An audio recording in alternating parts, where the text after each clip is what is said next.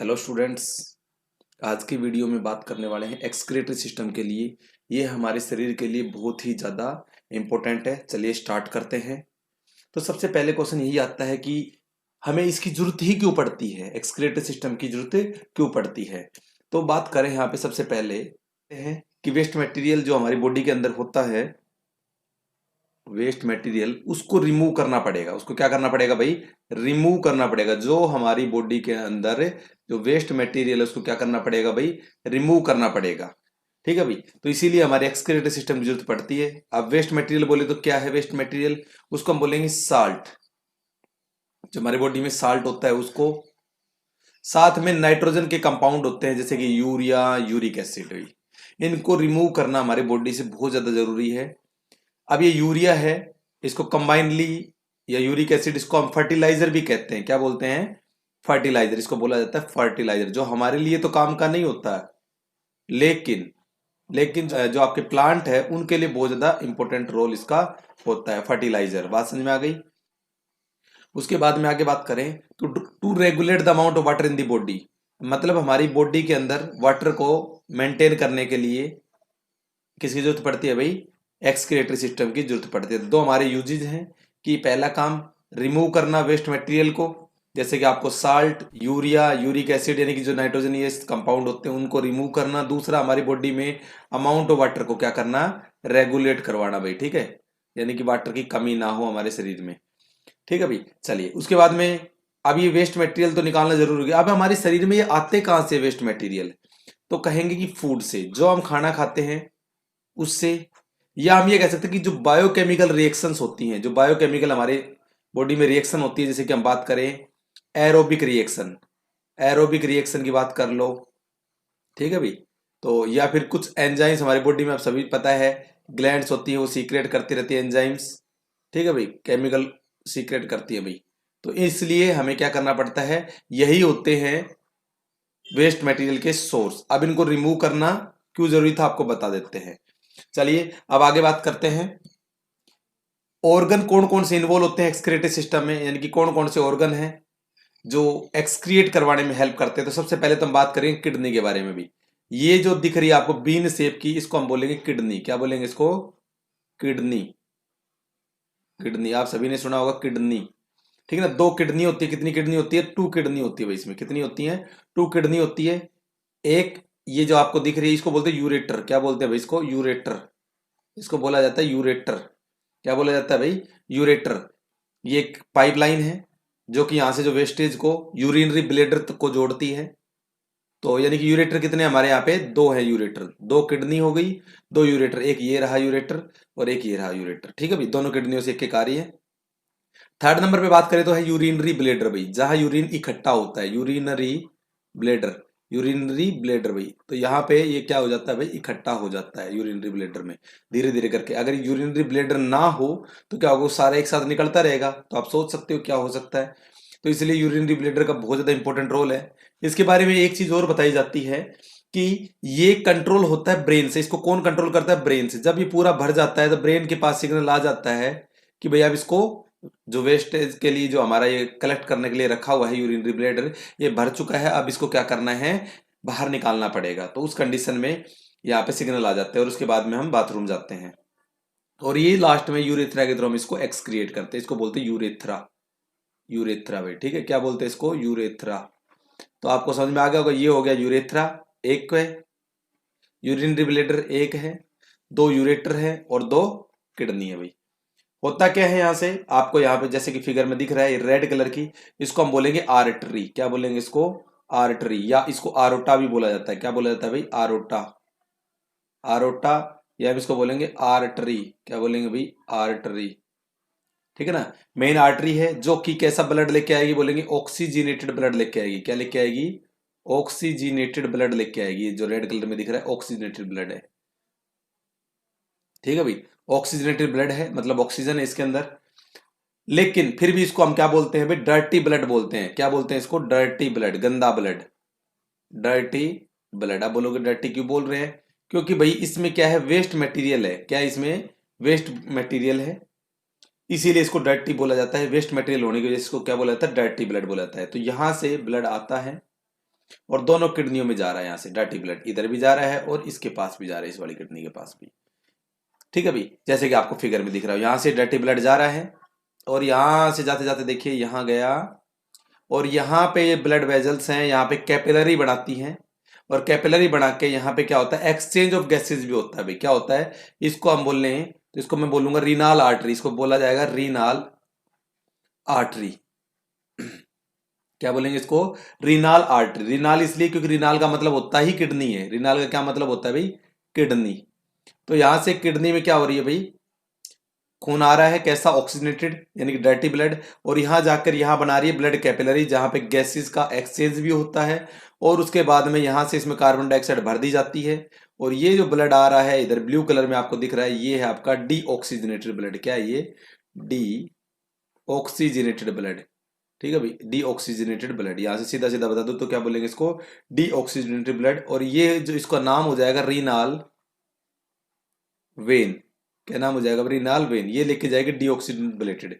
और आपको बताए तो ये आपका फिल्टर ब्लड है। क्या है भाई, ये फिल्टर ब्लड है, मतलब साफ हो चुका है। पहले कैसा ब्लड था, डर्टी ब्लड था। जो रेनाल आर्टरी में कैसा ब्लड था, डर्टी ब्लड था। कैसा था भाई, गंदा खून था। लेकिन जब ये यहां से गया तो ये जो आपकी यहाँ पे जो ब्लड कैपिलरी दिख रही है, इससे एक्सचेंज हो जाता है, और एक्सचेंज होने के बाद में गैसेज भी एक्सचेंज होती है यहाँ से, और यहाँ से एकदम डीऑक्सीजनेटेड ब्लड आता है, मतलब जिसमें कार्बन डाइऑक्साइड की मात्रा ज्यादा होती है, CO2 की, उसको बोलते हैं डीऑक्सीजनेटेड ब्लड।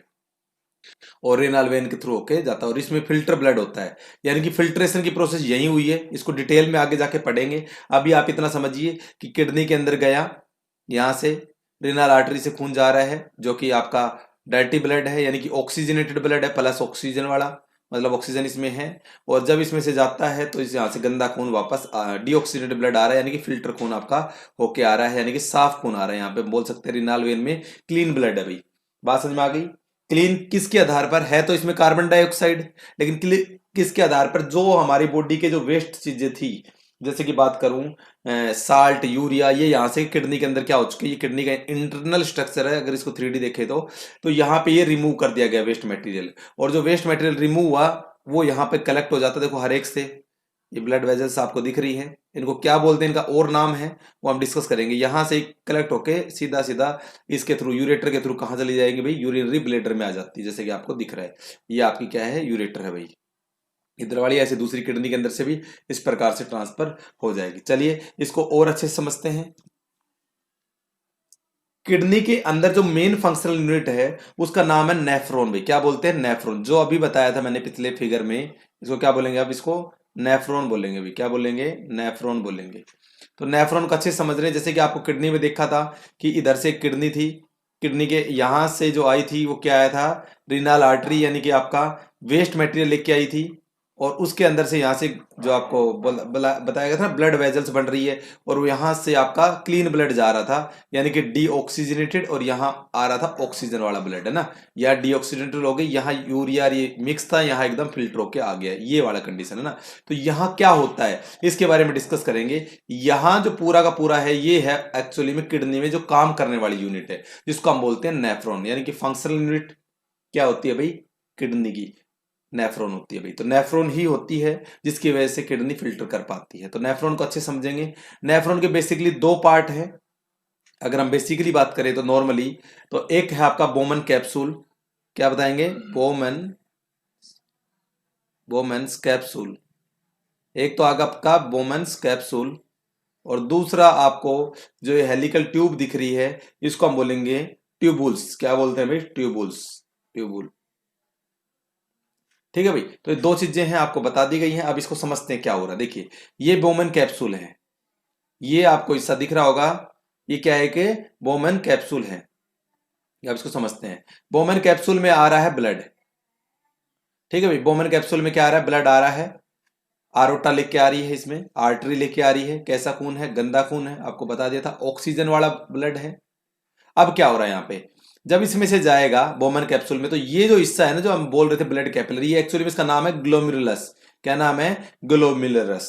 अब इसका काम क्या होता है, ये यहां से, ये एक प्रकार से इसके अंदर छोटे छोटे छिद्र होते हैं, छोटे छोटे इसमें क्या होते हैं, छिद्र होते हैं। और इन छिद्र के थ्रू छोटी छोटी चीजें, जैसे कि छोटे पार्टिकल, जैसे ग्लूकोज हो गया, एमिनो एसिड हो गया, ये आपका साल्ट हो गया, यूरिया हो गया, वो यहां से रिस्क के चले जाते हैं, यहां से निकल आते हैं बाहर। ठीक है भाई, बात समझ में आ गई।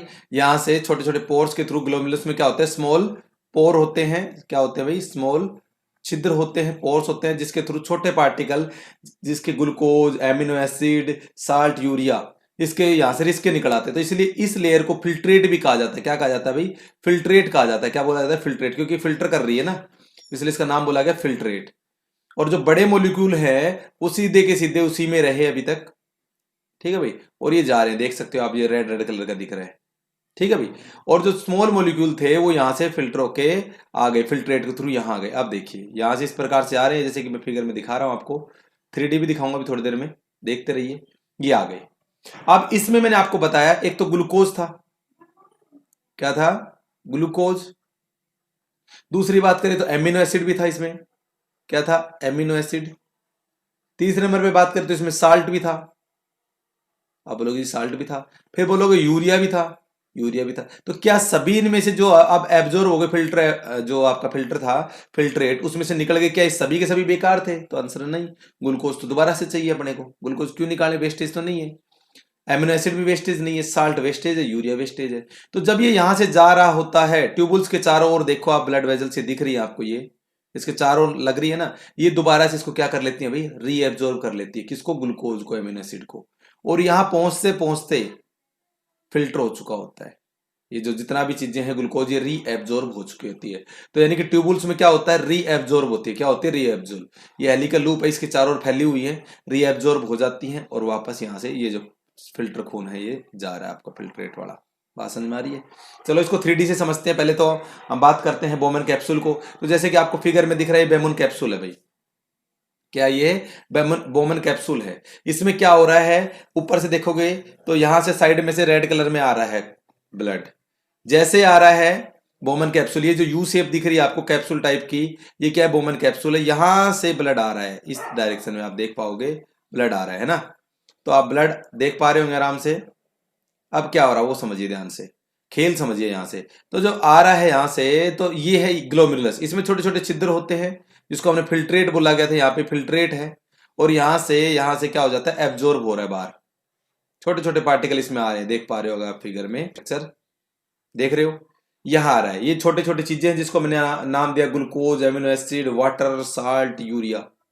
बाकी के जो बड़े पार्टिकल है वो सीधे के सीधे चले गए आगे की तरफ, जैसे कि मैंने आपको बताया था।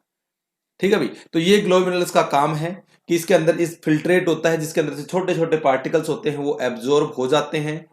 ठीक है भाई, और किस में चले जाते हैं, ट्यूबुल्स में चले जाते हैं। ये इसको क्या बोलेंगे अभी, ये जो लाइन है इसको बोलेंगे ट्यूबुल्स। क्या बोलेंगे इसको, ट्यूबुल। बात समझ में आ गई, ट्यूबुल्स बोलेंगे। ये बोमन कैप्सूल आपको दिख रहा होगा। ठीक है भाई, चलिए और आगे समझते हैं इसको। तो जब ये अंदर की कहानी सुनिए, जब ये मॉलिक्यूल्स आपको एब्जॉर्ब करे, जैसे कि आपको बताया ना, ग्लूकोज, एमिनो एसिड, या मैं लिख देता हूं कौन कौन से, glucose, amino acid, amino acid, या साल्ट, यूरिया, वाटर, ये चीजें क्या हो गई, एब्जॉर्ब हो गई। छोटी चीजें थी वो क्या हो गई, सारी की सारी यहाँ पे एब्जॉर्ब हो गई। बड़ी तो यहां से निकल के ऐसे करके ऐसे चली गई, लेकिन छोटे छोटे पार्टिकल इसके यहां से एब्जॉर्ब होके इधर आ गए फिल्ट्रेट के थ्रू। इसको बोलते हैं फिल्ट्रेट। ये क्या है, फिल्ट्रेट है, फिल्टर होके आ गए इधर। अब जैसे ये इधर से जाएंगे, आप देख पा रहे होंगे, तो इसके अंदर से दोबारा से एक प्रोसेस होती है जिसको हम बोलते हैं रीएब्जॉर्प्शन। क्योंकि इसके आसपास में जो ब्लड कैपिलरी है वो घूमी हुई है, जैसे कि पीछे फिगर में देखा था आपने, वो दोबारा से इसको क्या कर लेती है भाई, रीएब्जॉर्ब कर लेते हैं। जैसे कि जा रहा है, देखिए ये रेड कलर में, ग्रीन कलर में दिख रही है, ये एब्जॉर्ब हो रही है कैपिलरी के द्वारा। ठीक है भाई, और ये वापस ब्लड में मिक्स हो जाती हैं। समझ रहे हो इन बातों को? और यहां पे जो आती है फिर सिर्फ और सिर्फ गंदगी बच जाती है, जिसमें यूरिया, साल्ट, यहां तक आते आते इसमें सिर्फ क्या रहता आता है, यूरिया, साल्ट, और कुछ वाटर, सम वाटर भी, थोड़ा वाटर भी आ जाता है। ये भी नहीं सारा का वाटर ही रिएब्जॉर्ब हो जाएगा भाई। बात समझ में आ गया? तो ग्लोमेरुलस का काम क्या है, आपको ये बात समझ में आ गई होगी। ग्लोमेरुलस का काम क्या है भाई, ये जो आपको दिख रहा है ना, ये जो स्ट्रक्चर, इसको क्या बोलेंगे भाई, ग्लोमेरुलस बोलते हैं। क्या काम होता है इसका, कि ये पहले फिल्टर करता है ब्लड को। क्या करता है, इसका काम क्या है भाई, फिल्टर ब्लड। क्या करता है ये, फिल्टर ब्लड। ये लो भाई, फिल्टर ब्लड कर लेता है। जैसे और अलाउ करता है सम मॉलिक्यूल ऑफ वाटर, जैसे कि salt, glucose, amino acid, urea to pass. इनको अलाउ करता है कि आप इसके अंदर से क्या हो जाओ, पास हो जाओ, किसके अंदर, आपकी जो ट्यूबुल है उसके अंदर चले जाओ। बट जो लार्ज की जो ब्लड सेल है, बट जो लार्ज ब्लड सेल है, जो लार्ज ब्लड सेल है वो एब्जॉर्ब नहीं हो पाती। यहाँ पे जो लार्ज ब्लड सेल है वो क्या नहीं हो पाती हैं, एब्जॉर्ब नहीं होती हैं।